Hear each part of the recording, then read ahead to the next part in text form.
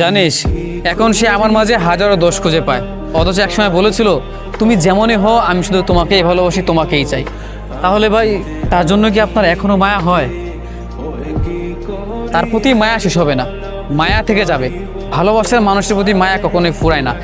যদি তুই কাউকে ভালোবাসিস তাহলে দেখবি যে ভালোবাসার মানুষটাকে কখনো ভুলতে পারবি না। তার জন্য তোর কষ্ট হবে, মন খারাপ হবে, বারংবার তাকে ভালোবাসবি, এটা খুলে বলবি তাকে ভালোবাসো, তাকে ছাড়া তুই থাকতে পারবি না, এটা বলবি, কিন্তু তাকে তুই ভুলতে পারবি না।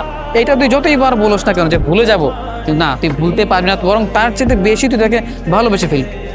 তাহলে তো তাকে ভালোবাসতে গেলে আপনার ভীষণ কষ্ট হবে। আমি জানি কষ্ট পেতে হবে, তবুও বলবো ভালোবাসার মানুষকে ভালোবাসার মাঝেও এক আনন্দ আছে।